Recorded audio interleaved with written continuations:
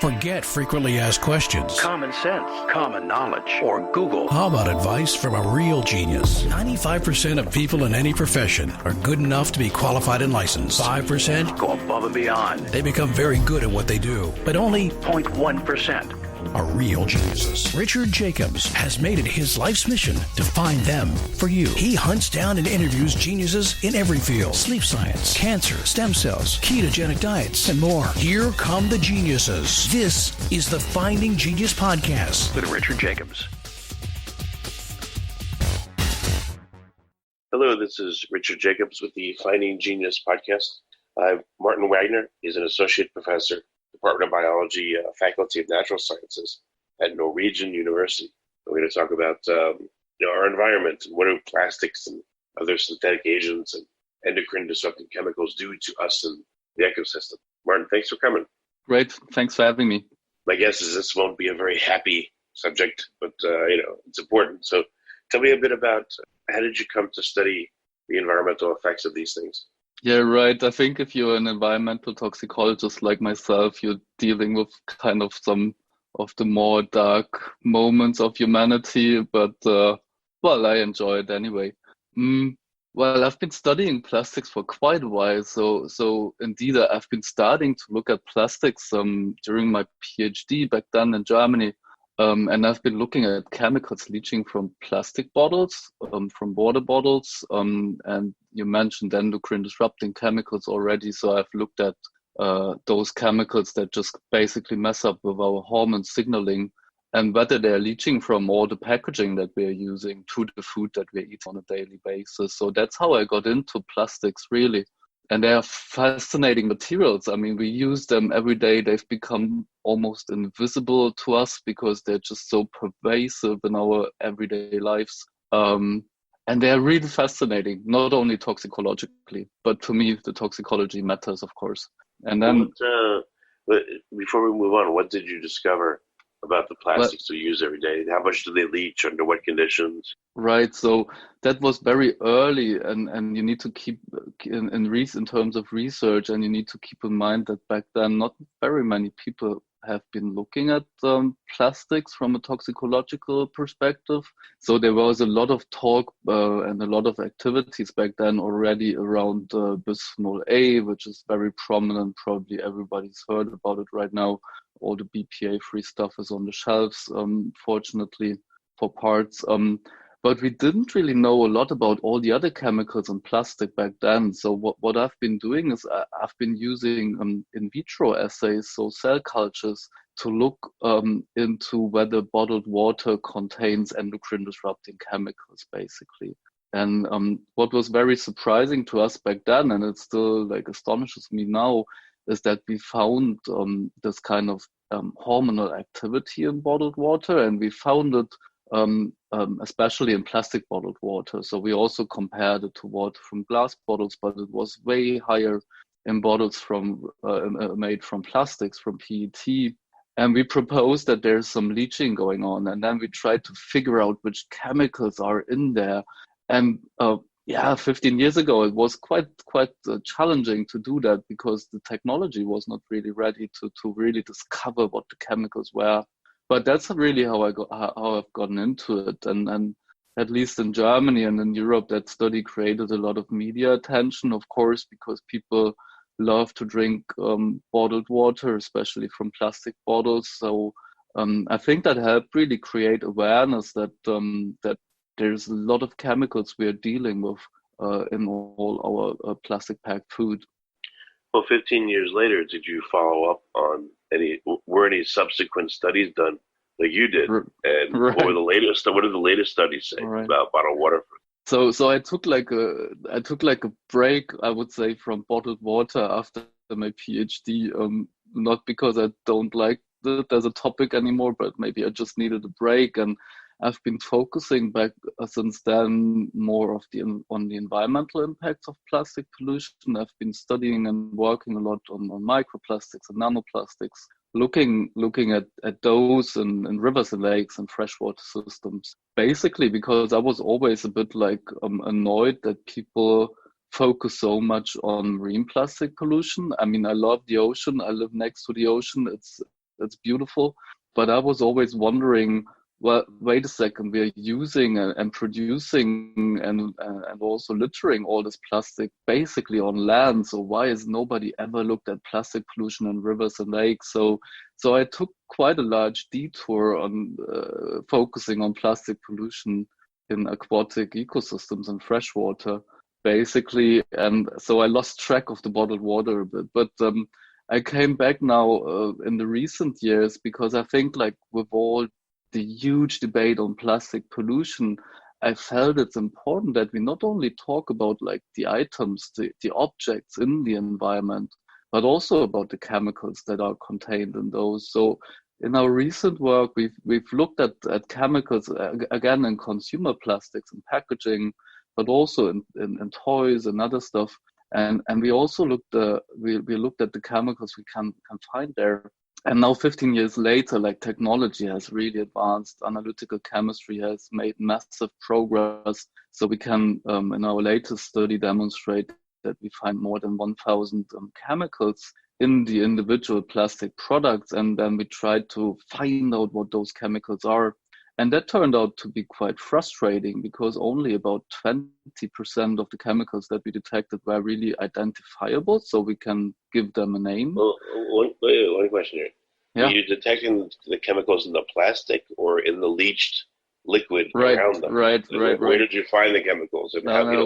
Right. So we've been extracting different products. So we've used solvents to extract and recover basically all the compounds that are leachable, that are used in those consumer products. Very harsh conditions, but we had to start with something, and now we are following this up, and we're looking, for example, how these chemicals would leach under milder conditions to water, for example. And we also find a lot there. So yeah, plastics can contain a lot of compounds. Most of them we don't know, and they leach a lot of compounds. Most of them, again, we don't know. And for me, why study sure. why study them under harsh conditions first? Why not, sample water in a really polluted, stagnant pool for a start and see what's in the water first? Right. So I think, like, what we wanted to do with our first study was to create some kind of baseline data. So the question was not so much like what is leaching, but the first question was, how many chemicals are we dealing with exactly?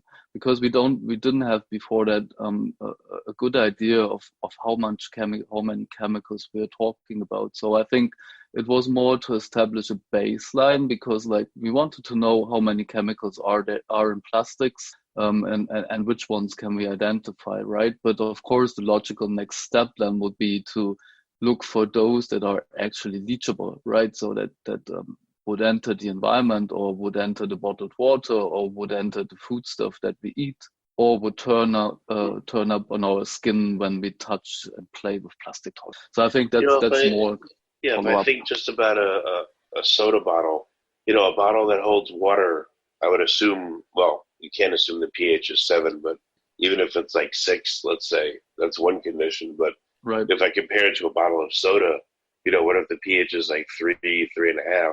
The soda, I would think, would leach out selectively a lot more probably than the bottled water. So right. Drinking soda out of plastic, maybe I'm getting a whole different set of stuff or more stuff. Right. I don't know. Right. Or if I look at plastic wrap and I microwave something in plastic, now that's another leaching condition that's very different, but I might get different stuff. Right. So we know that, of course, like, the properties of the foodstuff or the beverage, like pH, like fat content, etc., acidity, really determines, like, the leaching, the migration, how we call it, the migration potential of chemicals. So it varies a lot depending on the foodstuff that you're looking at. So, for example, if you have a cheese wrapped in plastic, the cheese will absorb lipophilic compounds to a much larger extent than if it's lettuce packed in the same wrap. So it really depends on the type of foodstuff that you're looking at.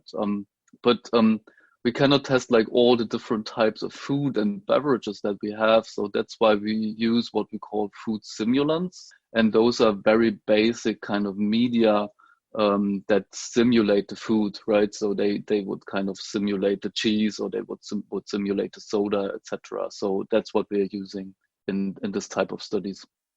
Well, so what do you see? Like, what are you looking at that's leaching, and what are some of the big realizations you've had? There's tons of chemicals in the plastics, which Right. So I guess I mistakenly thought that there would be the polymerized plastic itself and little else, or maybe just monomers of it. But you're saying there's a lot more in there. No, plastics are super complicated materials. Of course, you have the base polymer, and that's not leaching really, but because it's just basically a long chain of molecules, super high molecular weight. But then you have like all this unpolymerized monomers in there. So bisphenol A is one very good example. It's the monomer to make polycarbonate plastics, very clear, transparent plastic, plexiglass, etc. So you find like all those unpolymerized monomers. You find residues from the production process, impurities as well that are within the raw material that's used to make plastic. And then the producers, of course, add a lot of other chemicals, which we call plastic additives, such as colorants or antioxidants or plasticizers to make the plastic more soft or more resistant to UV light.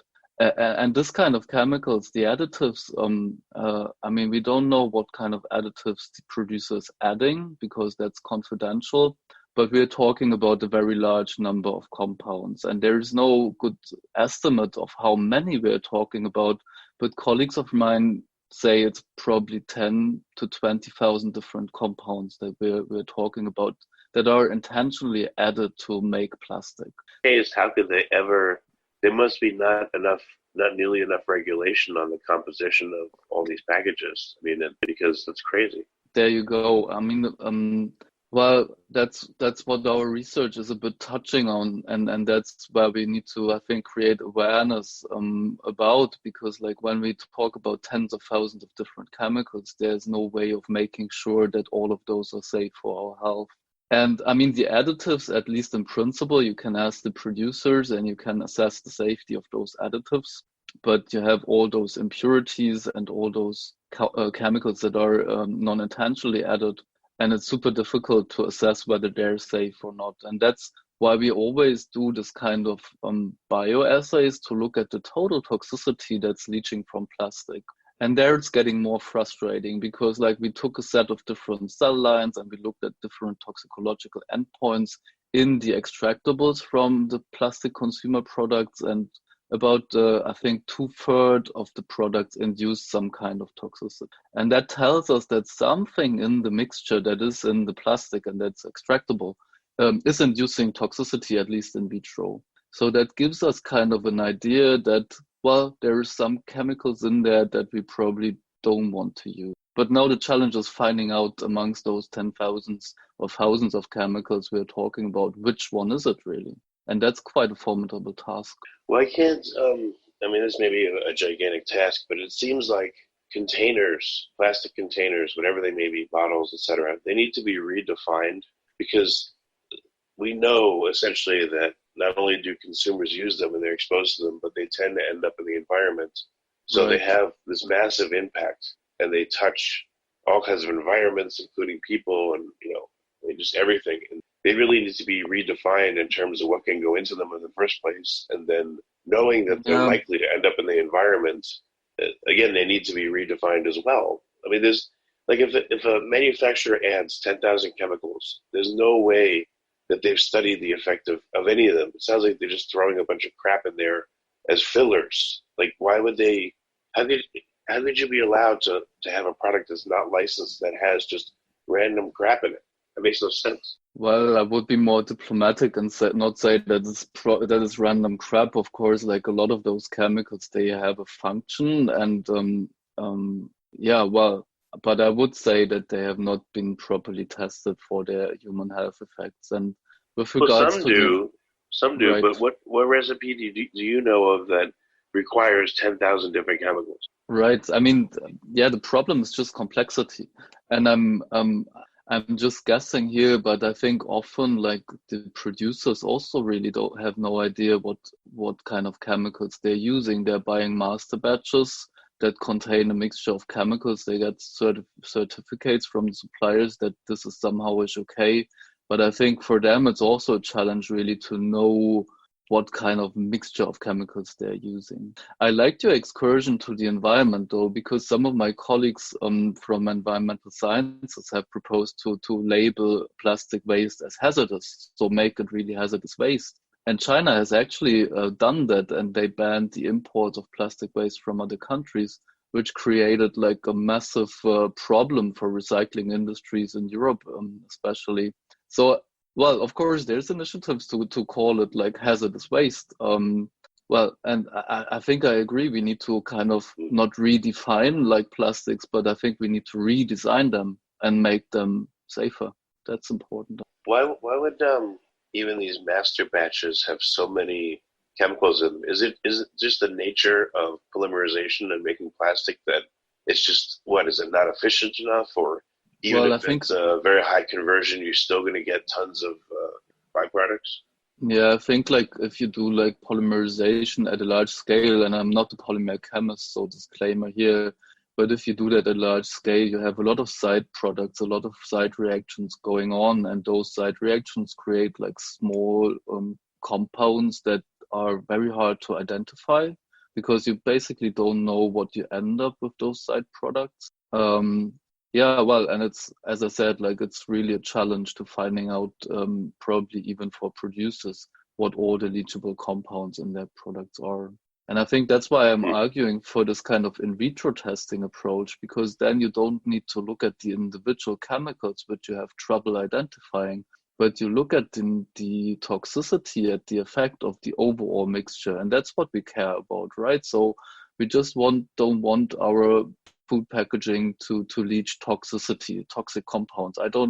We don't care about what the name of the compounds are, but we just don't want toxicity there. So I think that's one way forward for making plastic safer, I think.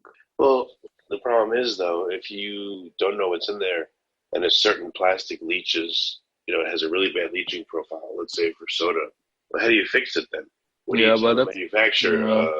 Stop it leaching, and then they'll say, well, we don't know, there's 8 million things in there. What do we do? Right. So, I mean, that's really a problem. I can give you an example from our latest study. So we looked at 4 different yogurt cups, and 2 of the cups had toxicity and 2 of the 2 other cups didn't. So, and that's then the problem, right? So you just talk about yogurt cups. So why is 2 of them better than obviously the other 2? And then I think you would need to go into really the chemical formulation and would really look at the packaging material and to find out what makes those 2 cups contain toxicity and those others not so. But I think it's also like a positive, at least like some positive note in there, because it tells us that some producers, they make yogurt cups and other packaging that is okay, right? That is safer than others. So I think like if industries would be more open and more transparent about like what compounds they're using in making those cups and share that information, I think that would tremendously help improve the chemical safety of those products. Yeah, I think also you could probably characterize different plastics as having a different dispersion factor. Like a yogurt cup, I don't think it would, this is just my guess, it would have a lower dispersion factor than a soda bottle.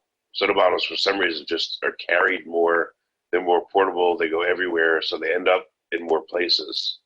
Certain plastic bags seem to end up in a lot more places than other garbage, other plastic waste. So, again, if you were to assign a dispersion coefficient or factor, those plastics that have the highest factor should be the ones at the source that really need to be changed. Because, one soda bottle that's made wrong, it can affect so many different things. It affects the drinker of the soda, and then let's say it gets into a stream, it breaks down to microplastics. Now that one soda bottle can affect, thousands of different things. And if at the source that was, labeled properly again and something done about those, it might be the biggest effect, in this whole problem. Right. I think like at this point, we should talk about single-use plastics, right? Because those are the ones that we find most commonly, at least in the oceans. Mm. And what the European Union has done is they just have done like studies on what is beach litter and what is the items we find most on our European beaches. And they came up with a list of 12 items, so single-use cutlery, the lids of soda bottles and drinking bottles, and things like that. So they have done that in a sense, and then they said like, okay, now let's try to replace those products with something that is reusable.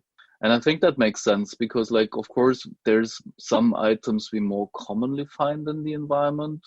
Q-tips, for example, because people just flush them down the toilet and they escape wastewater treatment and things like that. So I think those are the items we should tackle with policies probably first. And at least in the European Union, that's been done. So they want to ban single-use products that we find most commonly on beaches. And I think that's a good first step, right?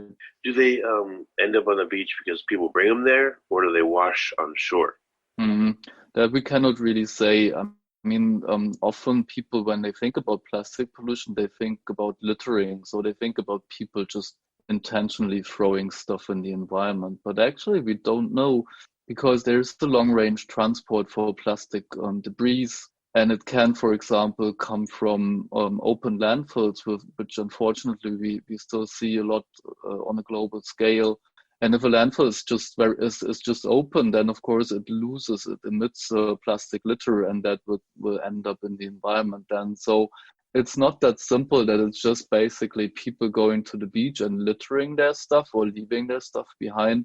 It can also come from many other sources. Landfills are then just one of them. A lot of debris is just lost during transport of goods, so we are losing a lot of those plastic pallets when they're transported globally. So yeah, well, and that's I think one of the other challenges of plastic pollution. It's basically very hard to pinpoint where it really comes from, and that makes it very hard really to stop it. And I think that's why we need to go to the source, which is waste management, and then of course eventually also consumption. It's weird. Why would you have something called like virgin plastic? If it's full of chemicals, then why would there be much of a standard to recycle existing plastic into virgin plastic? You know, in one way they're saying, oh, these materials are virgin, they're pure, and but they're not. Then on the other hand, they're saying, well, to recycle this, it's a high standard now because we want to make sure it's as good as the original stuff, but the original stuff is a witch's brew of God knows what. So it just seems like misaligned, the whole thing. Yeah, so I mean, the chemical complexity of plastics is a problem for recycling, and that's why recycling works very well only for a few types of plastic. So PET is one of them. So the plastic bottles basically that you have for drinking, for bottled water, are made from PET, and you need very little additives to make that plastic, and that's why it's easier to recycle it. So basically, amongst from a chemical point of view, that's a very simple plastic, so it's easier to recycle. But you have many other types of plastic that contain so many additives that it's really hard to recycle it, and that will become a problem if we want to move towards more recycling, because basically we just cannot recycle those materials because they contain so many chemicals we don't know about. And even worse, of course, if they end up in the environment, they will collect extra chemicals, pollutants from the environment. That makes recycling very, very challenging. So I think one way forward is, and I'm not a chemist, so I'm not a polymer chemist, so it's just in my ideal world, I would say why couldn't we start making plastics simpler in a chemical sense? Say, let's use not 1,000 different additives, but let's agree upon a very small set of plastic additives that we check for their safety, for their human health effects, for their toxicity in the environment. And let's just make that material, which is indeed fantastic. Let's make it simpler in a chemical sense. That would require a lot of investment, a lot of innovation and stuff, a very long-term solution, but I think that's a way to move forward. I haven't asked you too much yet about microplastics and nanoplastics. Can you talk about what those are and where do they come from? Right. Yeah, it's interesting that most of the attention is really focusing on the very small part of plastic pollution, nanoplastics. We cannot see microplastics. Some of them we can see when we walk on the beach. So most of scientific and public attention goes to that, and of course the idea is that the smaller the plastic debris is getting, the more harmful it may be, because you can take it up, it's eaten by animals, it travels through the food chain, through food webs. The idea sometimes is even that we then eat it again, comes back to our dinner plate. So I think that's why most people are worried about nano and microplastics. Indeed, why we see a lot of large plastic litter in the environment, and we know that this really creates environmental problems because animals get entangled and they basically die entangled in all this plastic litter. But a lot of attention goes to the smaller fraction. And we've been working on that for quite a while now, looking at the toxicity of microplastics and nanoplastics for freshwater animals in various species, different biota, etc. And I think that's important work because what we are interested in is what is really the impacts of nano and microplastics in the environment. And we've seen an explosion of research in the last, I would say, 2 to 5 years. So tons of studies are getting published like every week. So it's really hard to catch up. It's super rapid field of research, very dynamic, super interesting. But still, I mean, because plastic pollution is so diverse, so many different materials, so many different chemicals, so many different sizes of plastic that we find in the environments and shapes, etc. That makes it very difficult really to give like a definite answer of whether micro and nanoplastics really represent an environmental problem. We've been working with the European Commission, and we've been writing like reports for them and sitting in expert meetings and groups, etc. And based on the very limited data that we have so far, as an expert group, we concluded that there's probably not a very widespread risk of microplastics in the environment at the moment. But we were also very clear when we said, like, however, if humanity is continuing to emit this amount of plastic, we will be very certain that we will see environmental risks in the future. So I think for me, that means like there is time to act, but there is also necessity to act. So because like we don't want to end up with our oceans filled with plastic litter and then start cleaning up the mess. We want to act now before we are seeing serious problems, right? So what's going to be your role now and going forward? Like what's the focus of your work in this moment? Right. So we've been thinking a lot at, as I said, like at the chemicals in plastic, because I think that's a bit forgotten in all this discussion on plastic pollution. And people are very worried about the impact of microplastics on their own health.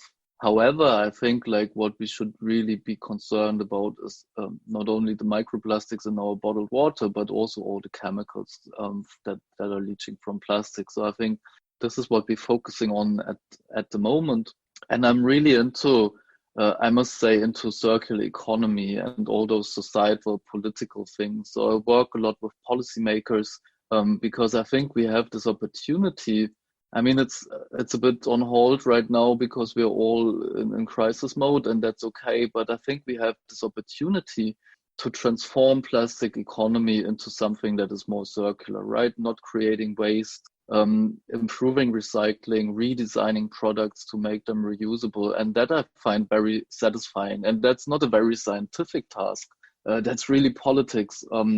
But what is really fascinating to me is take my science, take toxicology, and really move it into this kind of policy sphere, because that gets me the feeling that at least I can do something with the science and with the knowledge that we're creating. Well, very good, Martin. What's the best way for people to find out about your work and to get in touch and to ask questions? I think the best way is Twitter, and I mean Twitter is getting a lot of negative vibes these days for obvious reasons, but science Twitter is great, and I think like especially the plastic pollution community on Twitter is amazing. So just find me on Twitter, send me questions there. you can follow a bunch of researchers that are really active in plastic pollution, microplastics, and there's great discussions going on. So I think that's the first place I would look at. And then, of course, you can look at all the publications that we're publishing if you're interested in going more into detail. Well, very good, Martin. I didn't mean to drive you crazy in this interview, but it's important. And that, I don't know, I guess when I talk about it, I get agitated and annoyed at the whole state of things. So I appreciate you coming, and it's really important what you're working on because this affects everyone. It's just pervasive, and that's it sounds bad. So thank you for coming. Thanks for having me. You've been listening to the Finding Genius podcast with Richard Jacobs. If you like what you hear, be sure to review and subscribe to the Finding Genius podcast on iTunes or wherever you listen to podcasts. And want to be smarter than everybody else? Become a premium member at findinggeniuspodcast.com. This podcast is for information only. No advice of any kind is being given. Any action you take or don't take as a result of listening is your sole responsibility. Consult professionals when advice is needed.